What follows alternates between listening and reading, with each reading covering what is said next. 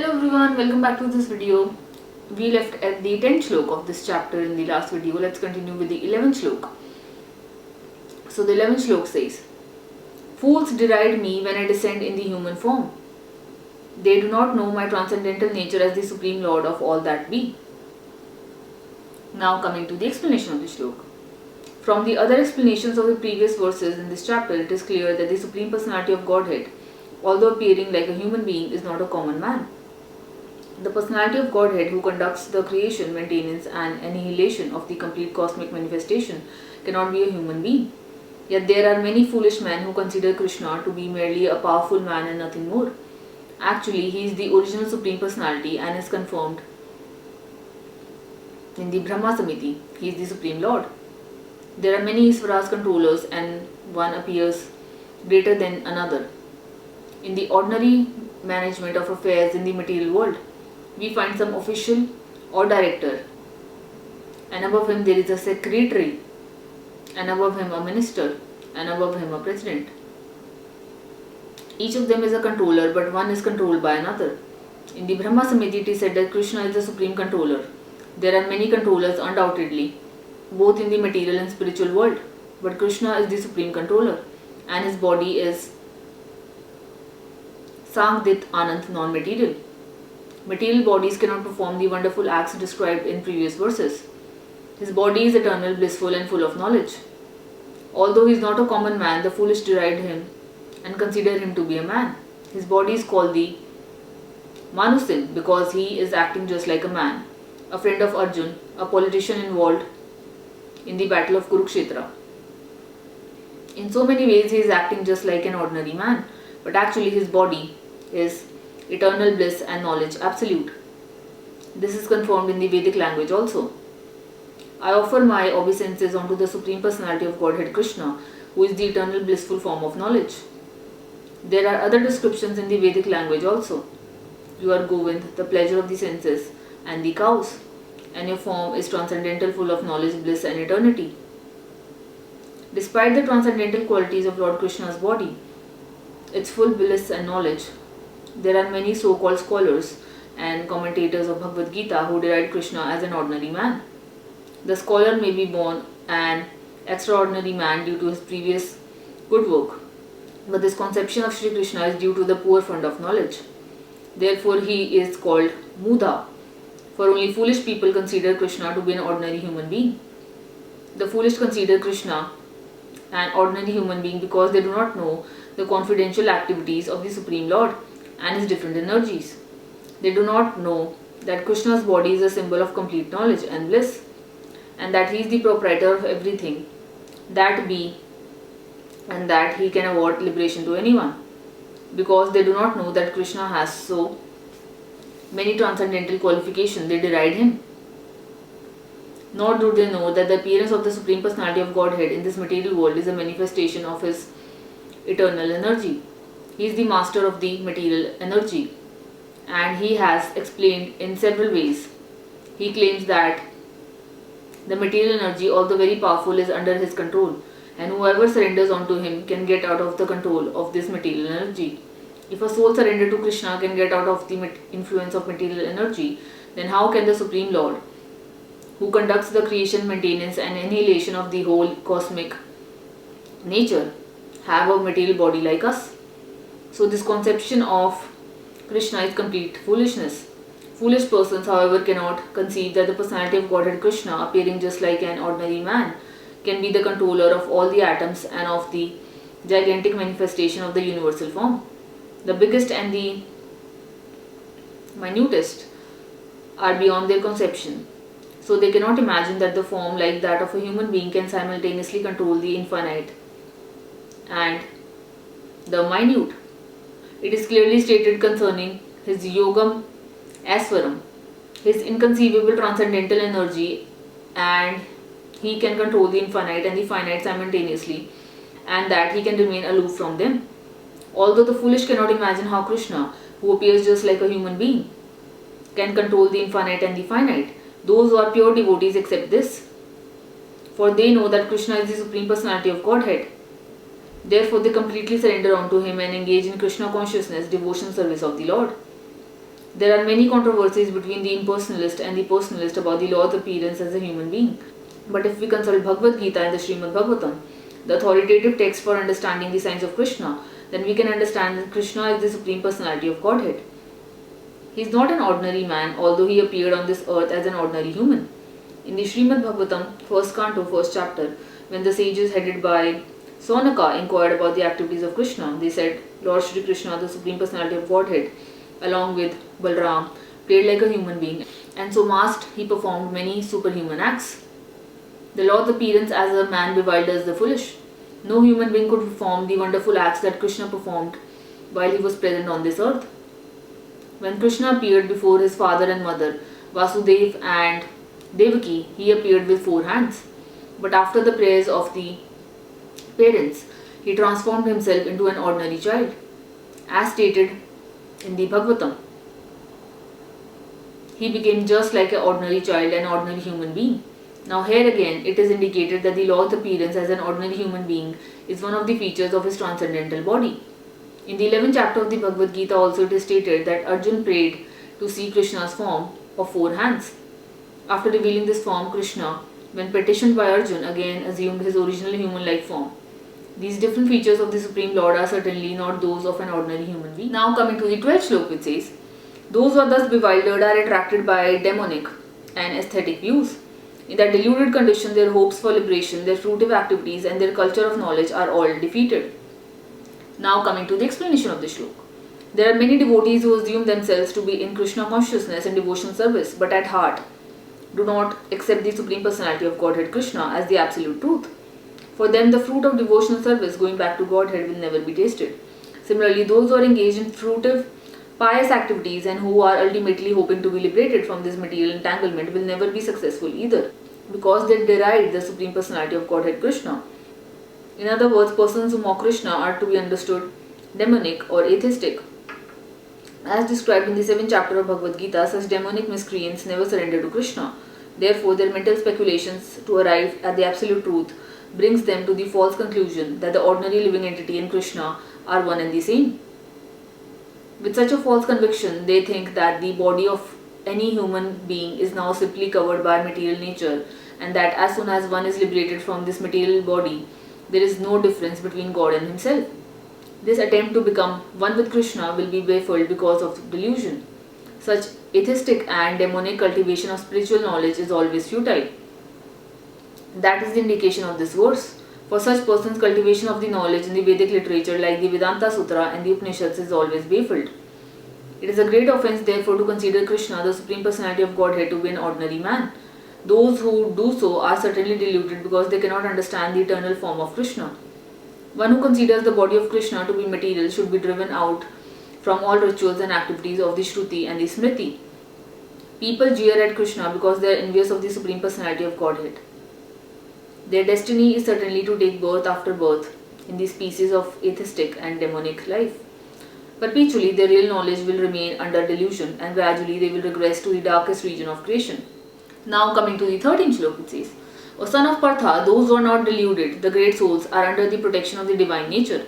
They are fully engaged in devotional service because they know me as the Supreme Personality of Godhead, original and inexhaustible. Now coming to the explanation of the shloka. In this verse, the description of the Mahatma is clearly given. The first sign of Mahatma is that he is already situated in the divine nature. He is not under the control of material nature. And how is this effected? This is explained in the 7th chapter. One who surrenders onto the Supreme Personality of Godhead, Shri Krishna, at once becomes freed from the control of material nature. This is the qualification. One can become free from the control of material nature as soon as he surrenders his soul to the Supreme Personality of Godhead. That is the preliminary formula. Being marginal potency, as soon as the living entity is freed from the control of the material nature, he is put under the guidance of the spiritual nature. The guidance of the spiritual nature is called Devi Prakriti, divine nature. So, when one is promoted in that way by surrendering to the Supreme Personality of Godhead, one attains to the stage of great soul, Mahatma. The Mahatma does not divert his attention to anything outside Krishna because he knows perfectly well that Krishna is the original Supreme Person, the cause of all causes. There is no doubt about it. Such a Mahatma or great soul develops through association with other Mahatmas, pure devotees. Pure devotees are not even attracted by Krishna's other features, such as the four-armed Mahavishnu. They are simply attracted by the two-armed form of Krishna. They are not attracted to other features of Krishna, nor are they concerned with any form of the demigod or of a human being. They meditate only upon Krishna in Krishna consciousness. They are always engaged in the unswearing service of the Lord in Krishna consciousness. Now coming to the 14th shloka, it says, always chanting my glories, endeavoring with great determination, bowing down before me, these great souls perpetually worship me with devotion. Now coming to the explanation of this shloka. The Mahatma cannot be manufactured by rubber stamping an ordinary man. His symptoms are described here.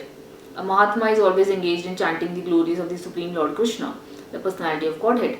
He has no other business. He is always engaged in the glorification of the Lord. In other words, he is not an impersonalist. When the question of glorification is there, one has to glorify the Supreme Lord, praising His holy name, His eternal form, His transcendental qualities, and His uncommon pastimes. One has to glorify all these things, therefore, a Mahatma is attached to the Supreme Personality of Godhead. One who is attached to the impersonal feature of the Supreme Lord, the Brahma Jyoti, is not described as Mahatma in the Bhagavad Gita. He is described in a different way in the last verse. The Mahatma is always engaged in different activities of devotion service as described in the Srimad Bhagavatam, hearing and chanting about Vishnu, not a demigod or human being. Such a Mahatma has firm determination to achieve at the ultimate end the association of the Supreme Lord in any one of the five transcendental rasas. To achieve that success, he engages all activities, mental, bodily and vocal, everything, in the service of the Supreme Lord, Sri Krishna. That is called full Krishna consciousness. In devotional service, there are certain activities which are called determined, such as fasting on certain days, like the 11th day of the moon, Ekadasi, and on the appearance day of the Lord. All these rules and regulations are offered by the great acharyas for those who are actually interested in getting admission into the association of the Supreme Personality of Godhead in the transcendental world. The Mahatma's great souls strictly observe all these rules and regulations, and therefore they are sure to achieve the desired result. As described in the second verse of this chapter, not only is this devotion service easy, but it can be performed in a happy mood. One does not need to undergo any severe penance and austerity. He can live this life in devotion service guided by an expert spiritual master, and in any position, either as a householder or a sannyasi or a brahmachari, in any position and anywhere in this world, he can perform this devotion service to the Supreme Personality of Godhead and thus become actually Mahatma, a great soul. Now coming to the 15th shloka, it says, others who engage in sacrifice by the cultivation of knowledge worship the Supreme Lord as the one without a second, as diverse in many and in the universal form. Now coming to the explanation of this shloka. This verse is the summary of the previous verses. The Lord tells Arjun that those who are purely in Krishna consciousness and do not know anything other than Krishna are called Mahatma. Yet there are other persons who are not exactly in the position of Mahatma, but who worship Krishna also in different ways. Some of them have already been described as the distressed, the financially destitute, the inquisitive, and those who are engaged in the cultivation of knowledge. But there are others who are still lower, and these are divided into three. He who worships himself as one of the Supreme Lord, he who concocts some form of the Supreme Lord and worships that, and he who accepts the universal form, the Visvarup of the Supreme Personality of Godhead, and worships that. Out of the above three, the lowest, those who worship themselves as the Supreme Lord, thinking themselves to be monist, are most predominant. Such persons think themselves to be the Supreme Lord, and in this mentality they worship themselves. This is also a type of God worship, for they can understand that they are not the material body, but they are actually spiritual soul. At least such a sense is prominent. Generally, the impersonalists worship the Supreme Lord in this way. The second class includes the worshippers of the demigods, those who by imagination consider any form to be the form of the Supreme Lord. And the third class includes those who cannot conceive of anything beyond the manifestation of this material universe. They consider the universe to be the supreme organism or entity and worship that. The universe is also a form of the Lord. Now coming to the 16th shloka, which says, but it is I who am the ritual, I the sacrifice, the offering to an ancestors, the healing herb, the transcendental chant, I am the butter and the fire and the offering. Now coming to the explanation of the shloka. The Vedic sacrifice known as Jyotishma is also Krishna, and he is also the Mahayajna mentioned in the Smriti. The oblations offered to the Pitralok, or the sacrifice performed to please the Pitralok, considered as the kind of drug in the form of clarified butter, is also Krishna. The mantras chanted in this connection are also Krishna, and many other commodities made with milk products for offering in the sacrifices are also Krishna. The fire is also Krishna because fire is one of the five material elements and is therefore claimed as the separated energy of Krishna. In other words, the Vedic sacrifices recommended in the Karma Kant division of the Vedas are in total also Krishna. Or in other words, those who are engaged in rendering devotional service onto Krishna are to be understood to have performed all the sacrifices recommended in the Vedas. Now coming to the 17th shloka, it says, I am the father of this universe, the mother, the support and the grandsire. I am the object of knowledge, the purifier and the syllable Om. I am also the Rig, the Sam and the Yajurveds. Now coming to the explanation of this shloka. The entire cosmic manifestations, moving and non-moving, are manifested by different activities of Krishna's energy. In the material existence, we create different relationships with different living entities who are nothing but Krishna's marginal energy. Under the creation of Prakriti, some of them appear as our father, mother, grandfather, creator, etc., but actually they are parts and parcels of Krishna. As such, these living entities who appear to be our father, mother, etc. are nothing but Krishna. In this verse, the word Dhata means creator. Not only are our father and mother parts and parcel of Krishna, but the creator, grandmother and grandfather, etc. are also Krishna. Actually, any living entity being part and parcel of Krishna is Krishna.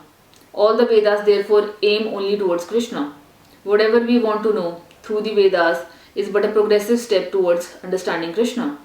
That subject matter which helps us purify our constitutional position is especially Krishna. Similarly, the living entity who is inquisitive to understand all Vedic principles is also part and parcel of Krishna, and as such is also Krishna. In all the Vedic mantras, the word Om, called Pranav, is a transcendental sound vibration and is also Krishna. And because in all the hymns of the four Vedas, Sam, Yajur, Rig and Atharva, the Pranav or Omkara is very prominent, it is understood to be Krishna. Now coming to the 18th shloka of this chapter. I am the goal, the sustainer, the master, the witness, the abode, the refuge and the most dear friend. I am the creation and the annihilation, the basis of everything, the resting place and the eternal seed. Now coming to the explanation of this shloka. Gati means the destination where we want to go. But the ultimate goal is Krishna, although people do not know it. One who does not know Krishna is misled, and his so-called progressive march is either partial or hallucinatory.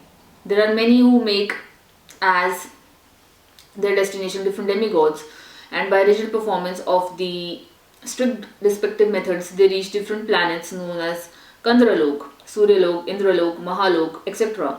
But all such loks or planets being creations of Krishna are simultaneously Krishna or not Krishna. Such planets being manifestations of Krishna's energy are also Krishna, but actually they serve only as a step forward for realization of Krishna. To approach the different energies of Krishna is to approach Krishna indirectly. One should directly approach Krishna, for that will save time and energy. For example, if there is a possibility of going to the top of a building by the help of an elevator, why should one go by the staircase step by step? Everything is resting on Krishna's energy, therefore without Krishna's shelter nothing can exist. Krishna is the supreme ruler because everything belongs to him and everything exists on his energy. Krishna being situated in everyone's heart is the supreme witness. The residences, countries or planets on which we live are also Krishna. Krishna is the ultimate goal of shelter, and therefore one should take shelter of Krishna either for protection or for annihilation of his distress. And whenever we have to take on protection, we should know that our protection must be a living force. Krishna is the supreme living entity, and since Krishna is the source of our generation or the supreme father, no one can be a better friend than Krishna, nor can anyone be a better well-wisher. Krishna is the original source of creation and the ultimate rest after annihilation.